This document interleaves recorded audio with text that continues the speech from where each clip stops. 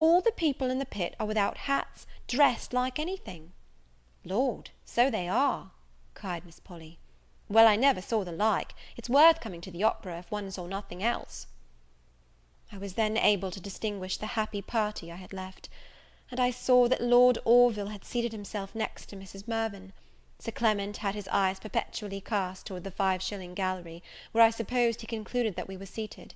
However, before the opera was over, I have reason to believe that he discovered me, high and distant as I was from him. Probably he distinguished me by my head dress.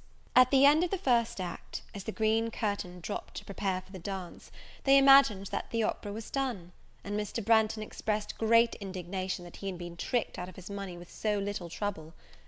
"Now, if any Englishman was to do such an impudent thing as this," said he, "why, he'd be pelted.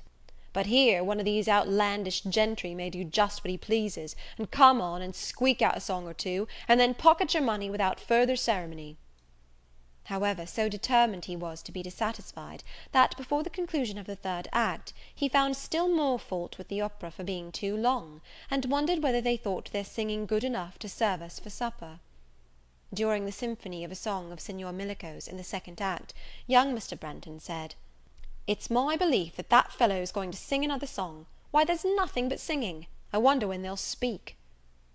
This song, which was slow and pathetic, caught all my attention, and I leaned my head forward to avoid hearing their observations, that I might listen without interruption; but, upon turning round, when the song was over, I found that I was the object of general diversion to the whole party, for the Miss Branghtons were tittering, and the two gentlemen making signs and faces at me, implying their contempt of my affectation. This discovery determined me to appear as inattentive as themselves; but I was very much provoked at being thus prevented enjoying the only pleasure, which, in such a party, was within my power. "So, Miss," said Mr. Branghton, "you're quite in the fashion, I see; so you like operas. Well, I'm not so polite. I can't like nonsense, let it be never so much the taste." "But pray, Miss," said the son, "what makes the fellow look so doleful when he is singing?" "Probably because the character he performs is in distress." "Why, then, I think you might as well let alone singing till he's in better cue. It's out of all nature for a man to be piping when he's in distress. For my part, I never sing but when I'm merry, yet I love a song as well as most people." When the curtain dropped, they all rejoiced. "How do you like it?" and "How do you like it?" passed from one to another with looks of the utmost contempt. "As for me," said Mr. Branghton, "they've caught me once, but if they ever do it again, I'll give 'em leave to sing me to Bedlam for my pains; for such a heap of stuff never did I hear. There isn't 1 ounce of sense in the whole opera; nothing but one continued squeaking and squalling from beginning to end." "If I had been in the pit," said Madame Duval, "I should have liked it vastly, for music is my passion; but sitting in such a place as this is quite unbearable." Miss Branghton, looking at me, declared that she was not genteel enough to admire it. Miss Polly confessed that, if they would but sing English, she would like it very well. The brother wished he could raise a riot in the house, because then he might get his money again. And finally, they all agreed that it was monstrous dear. During the last dance, I perceived, standing near the gallery door, Sir Clement Willoughby. I was extremely vexed, and would have given the world to have avoided being seen by him. My chief objection was, from the apprehension that he would hear Miss Branghton call me cousin. I fear you will think this London journey has made me grow very proud; but indeed this family is so low bred and vulgar, that I should be equally ashamed of such a connection in the country, or anywhere; and really I had already been so much chagrined that Sir Clement had been a witness of Madame Duval's power over me, that I could not bear to be exposed to any further mortification. As the seats cleared, by parties going away, Sir Clement approached nearer to us. The Miss Branghtons observed with surprise what a fine gentleman was come into the gallery, and they gave me great reason to expect that they would endeavour to attract his notice, by familiarity with me, whenever he should join us; and so I formed a sort of plan to prevent any conversation. I'm afraid you will think it wrong, and so do I myself now; but at the time I only considered how I might avoid immediate humiliation. As soon as he was within 2 seats of us, he spoke to me. "I am very happy, Miss Anville, to have found you; for the ladies below have each an humble attendant, and therefore I am come to offer my services here." "Why then," cried I, not without hesitating, "if you please, I will join them." "Will you allow me the honour of conducting you?" cried he eagerly; and instantly taking my hand, he would have marched away with me; but I turned to Madame Duval, and said, "As our party is so large, Madame, if you will give me leave, I will go down to Mrs. Mirvan, that I may not crowd you in the coach." And then, without waiting for an answer, I suffered Sir Clement to hand me out of the gallery. Madame Duval, I doubt not, will be very angry, and so I am with myself now, and therefore I cannot be surprised; but Mr. Branghton, I am sure, will easily comfort himself in having escaped the additional coach expense of carrying me to Queen Ann Street. As to his daughters, they had no time to speak, but I saw they were in utter amazement.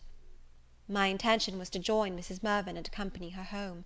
Sir Clement was in high spirits and good humour, and all the way he went, I was fool enough to rejoice in secret at the success of my plan; nor was it till I got down stairs, and amidst the servants, that any difficulty occurred to me of meeting with my friends. I then asked Sir Clement, how should I contrive to acquaint Mrs. Mirvan that I had left Madame Duval? "I fear it will be almost impossible to find her," answered he; "but you can have no objection to permitting me to see you safe home." He then desired his servant, who was waiting, to order his chariot to draw up. This quite startled me. I turned to him hastily, and said that I could not think of going away without Mrs. Mirvan. "But how can we meet with her?" cried he. "You will not choose to go into the pit yourself, I cannot send a servant there, and it is impossible for me to go and leave you alone." The truth of this was indisputable, and totally silenced me; yet, as soon as I could recollect myself, I determined not to go into his chariot, and told him I believed I had best return to my party up stairs. He would not hear of this, and earnestly entreated me not to withdraw the trust I had reposed in him. While he was speaking, I saw Lord Orville, with several ladies and gentlemen, coming from the pit passage. Unfortunately he saw me too, and, leaving his company, advanced instantly towards me, and with an air and voice of surprise, said, "Good God, do I see Miss Anville?" I now most severely felt the folly of my plan, and the awkwardness of my situation; however, I hastened to tell him, though in a hesitating manner, that I was waiting for Mrs. Mirvan; but what was my disappointment, when he acquainted me that she was already gone home! I was inexpressibly distressed. To suffer Lord Orville to think me satisfied with the single protection of Sir Clement Willoughby, I could not bear; yet I was more than ever averse to returning to a party which I dreaded his seeing. I stood some moments in suspense, and could not help exclaiming, "Good Heaven, what can I do?" "Why, my dear Madam," cried Sir Clement, "should you be thus uneasy? You will reach Queen Ann Street almost as soon as Mrs. Mirvan, and I am sure you cannot doubt being as safe." I made no answer, and Lord Orville then said, "My coach is here, and my servants are ready to take any commands Miss Anville will honour me with for them. I shall myself go home in a chair, and therefore—" How grateful did I feel for a proposal so considerate, and made with so much delicacy! I should gladly have accepted it, had I been permitted; but Sir Clement would not let him even finish his speech. He interrupted him with evident displeasure, and said, "My Lord, my own chariot is now at the door." And just then the servant came, and told him the carriage was ready. He begged to have the honour of conducting me to it, and would have taken my hand; but I drew it back, saying, I can't indeed; pray go by yourself, and as to me, let me have a chair." "Impossible!" cried he with vehemence; "I cannot think of trusting you with strange chairmen. I cannot answer it to Mrs. Mirvan. Come, dear Madam, we shall be home in 5 minutes." Again I stood suspended. With what joy would I then have compromised with my pride, to have been once more with Madame Duval and the Branghtons, provided I had not met with Lord Orville! However, I flatter myself that he had not only saw, but pitied my embarrassment; for he said, in a tone of voice unusually softened, "To offer my services in the presence of Sir Clement Willoughby would be superfluous; but I hope I need not assure Miss Anville how happy it would make me to be of the least use to her." I curtsied my thanks. Sir Clement, with great earnestness, pressed me to go; and while I was thus uneasily deliberating what to do, the dance, I suppose, finished, for the people crowded down stairs. Had Lord Orville then repeated his offer, I would have accepted it, notwithstanding Sir Clement's repugnance; but I fancy he thought it would be impertinent. In a very few minutes I heard Madame Duval's voice, as she descended from the gallery. "Well," cried I hastily, "if I must go—" I stopped. But Sir Clement immediately handed me into his chariot, called out Queen Ann Street,